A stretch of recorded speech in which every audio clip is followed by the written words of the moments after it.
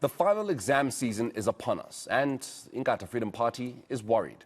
It's calling on the KwaZulu-Natal Education MEC, Mbali Frazer, to present a detailed plan of measures to prevent load-shedding disruptions during exam time. I'm now joined by IFP KZN Provincial Spokesperson for Education, Thembeni Madlopha-Mthethwa. A very good morning to you, ma'am, and thank you so much for your time. A detailed plan to essentially combat load shedding so that pupils are not affected during the most crucial time of their schooling career. What exactly do you want to see in the detailed plan?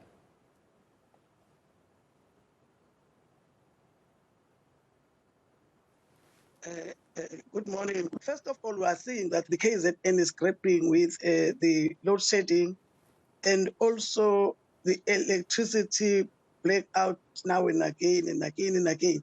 And we are about to start the matric exams. Since the beginning of the year, we have been observing issues of load shedding. Then we are saying, because some learners are doing computer, some are doing technology, they are going to be writing exam. Then we said, a parent, percent of the community, to put the parents, learners, and everybody at ease. She must come up with a clear plan as to how are they going to, are we as the KZN legislature or his head department is going to make sure that the exams are not disturbed by issues of load shedding. Are there plans like backup generators, solar system that are in place so that we are confident that examinations are not going to be disturbed? Mrs. Madlopha-Mthethwa. And also, and also we wanted to know, because she knows exactly the number of the schools in KZN and how many schools are currently having the backup system and what is going to happen to those that are not having the backup system, because we want to see similar education for all learners of KZN, not that those that are in town are better off compared to those that are in rural areas. Ma'am, the exams are starting in 8 days' time. At least I'm speaking of the matric exams, which I think is what you guys are especially speaking about here, what is of greatest concern to you. There are other exams that other grades are writing, but in Tebalekile are the matric examinations, and that I would imagine is your biggest concern. But they are starting in 8 days' time. If there's not a particular concrete plan from the MEC now with 8 days to go, what faith do you have, if any, that there will be a plan, that there will be a solution? Because load shedding is not going to stop just for some exams. No, that is the concern. But we are saying we want to hear from her, because we are starting as the portfolio committee, visiting the exam centers, checking whether papers and everything are correct. And sometimes when we are told by officials, they will tell you that everything is fine, everything is fine.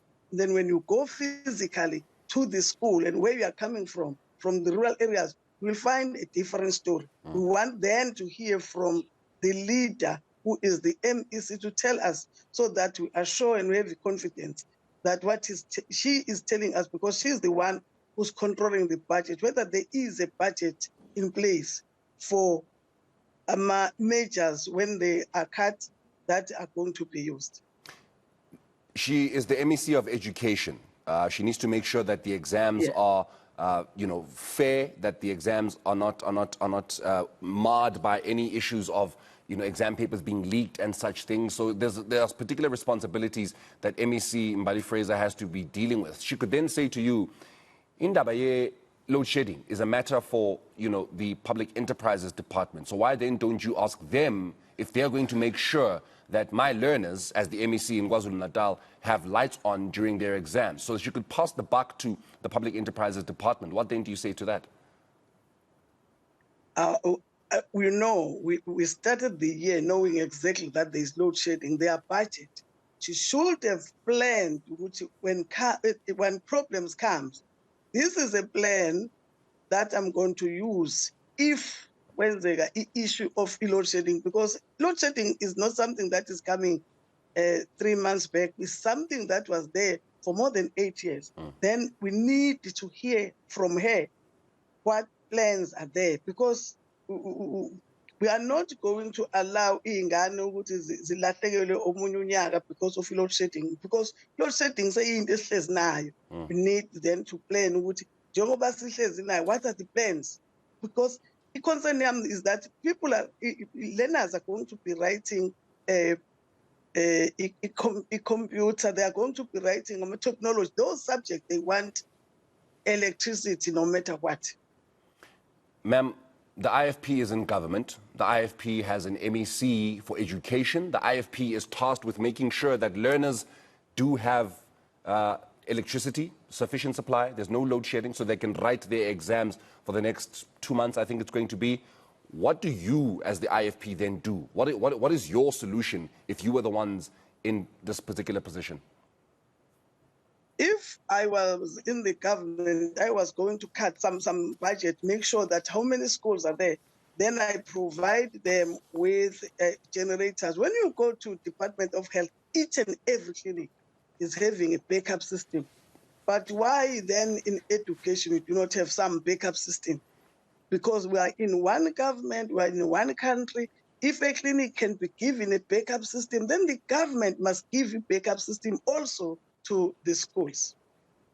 Then if IFP was in government, we were going to prioritize education, like we prioritize health, like prioritize all other departments, because we know that everything starts with education. Last year's class of 2021, was having to deal with, besides COVID-19, which was still very much rife in the country, they also had to deal with the effects of the looting that took place in the province. The class of 2022 then had to find themselves dealing with flooding. Some children had their families disrupted. Some children themselves had their homes disrupted. Education became, I think some learners probably have not even recovered from what happened in April during the floods. Ma'am, do you feel that perhaps that is another challenge that the education department has had to deal with, and requiring that they stretch themselves and also deal with load shedding might be a little too much? No, thank you. I think the issue of floods, issue of COVID, teachers, they stretched themselves. They dedicated their lives. Some were lost during that period. Even now, during the issue of, after the issue of flood, teachers were teaching more than the allocated hours, making sure that they cover the lost time. And we are happy that they did that. But look at the way they've stretched themselves. And then when we find that after that, we are not going to get just a resource to make sure that that child that you were so concerned about is not gonna write. I'm happy with everything, because when you go to school and find learners and find teachers, they will tell you that we've covered everything. The issue now is government provide extra services so that teachers can say on the day when we were not disturbed by department not providing us with the backup plans for electricity. Mrs. Madlopha-Mthethwa, we'll leave it there with you, but thank you so much. I would imagine that the MEC, Mbali Frazer, is probably listening, or at least is hearing these calls that are coming from everybody involved in the KwaZulu-Natal legislature regarding the children's well-being, welfare, their welfare of their education as well, going into the final exams of the year. But thank you so much for joining us here on the South African Morning. That is Mrs. Thembeni Madlopha-Mthethwa, of course, of the Nkatha Freedom Party.